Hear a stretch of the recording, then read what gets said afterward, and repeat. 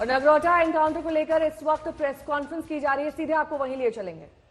था जो कि अपने आप में आज तक सबसे पहला ऐसा वाकया है जिसमें कि इतनी बड़ी मात्रा में हथियार बरामद हुए। ऐसा लगता है कि इनके मंसूबे काफी बड़े थे जिनको विफल कर दिया गया है।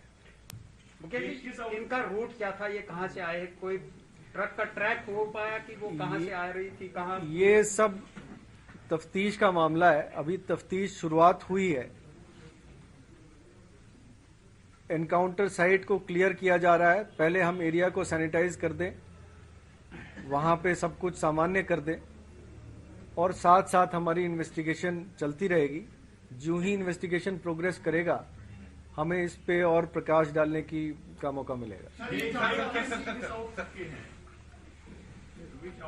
जिस तरह के हथियार बरामद इनसे हुए हैं ऐसा लगता है कि जैश ए मोहम्मद के हैं, लेकिन पुख्ता हम इस पे टिप्पणी तफ्तीश के बाद कर सकें। सर सुनील फ्रॉम आज तक sir recently 2 terrorists were arrested in Delhi belonging to Jaish e Mohammed.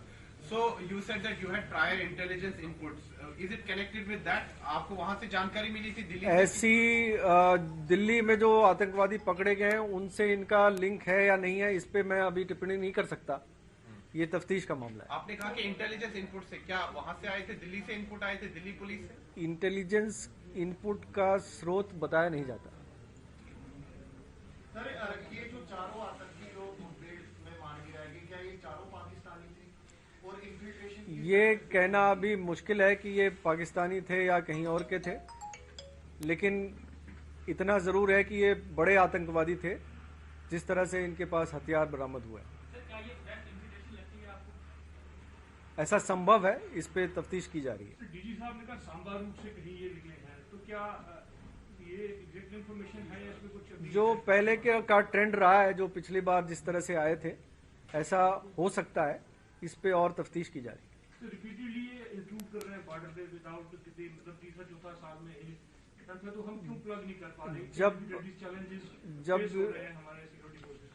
जब इन्वेस्टिगेशन एक मकाम पे पहुंचेगी और अगर ये कंफर्म होता है कि ये इन्फिल्ट्रेशन है तो इस पे और प्रकाश डाला जाएगा। सर, डीडीसी के चुनाव है, आपको लग रहा है बड़ी चुनौती रहेगी सुरक्षा के लिहाज से देखा जाए तो क्या एक्स्ट्रा अलर्टनेस आपको बरतने की जरूरत है?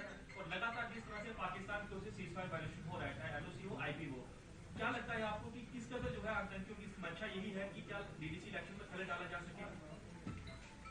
डीडीसी इलेक्शन के मुतल्लक हमारी डिप्लॉयमेंट और फोर्सेस की डिप्लॉयमेंट, जिसमें सीआरपीएफ हमारे साथ कंधा से कंधा मिला के चल रही है, काफ़ी पुख्ता है जम्मू प्रांत में, और हम ये इंश्योर करेंगे कि किसी भी अप्रिय घटना को अंजाम ना दे पाए आतंकवादी।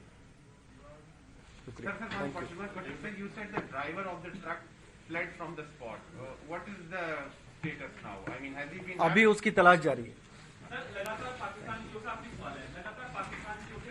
लार्जर मुद्दे पे बात करवाने की कोशिश हो रही है, क्या आपको लगता है कि ये भी पॉसिबिलिटी है कि टनल से ही स्टार्ट हुई? इसकी संभावना हो सकती है, अभी इस पे तफ्तीश चल रही है। सर एक छोटा सा उधर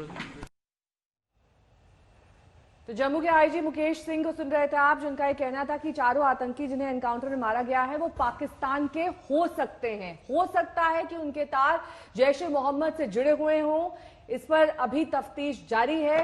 कुछ ही देर पहले ये एनकाउंटर खत्म हुआ है, जिसमें बड़ी मात्रा में ट्रक से असलहा बरामद किया गया है। फायरिंग के दौरान हालांकि असलहा नष्ट हो गया था। तस्वीरें आपके सामने, आप अंदाजा लगा सकते हैं कि कितनी बड़ी तैयारी के साथ ये चारों आतंकी जम्मू के नगरोटा में दाखिल हुए थे, एक बड़ी आतंकी साजिश को अंजाम देने की फिराक में।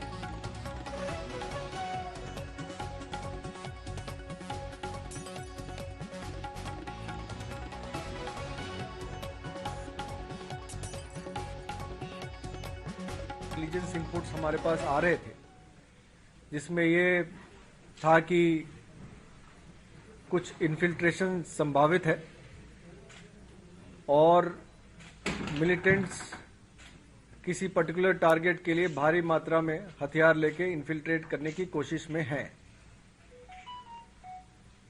इसको मद्देनजर रखते हुए और पिछली जो 2-3 वारदातें हुई हैं जिसमें इन्फिल्ट्रेशन अटेम्प्ट्स हुई हैं और मिलिटेंट्स पकड़े गए हैं या मारे गए हैं,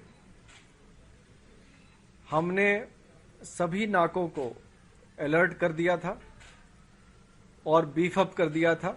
सभी नाकों पे कंपोजिट स्ट्रेंथ ऑफ पुलिस और सीआरपीएफ मौजूद थी।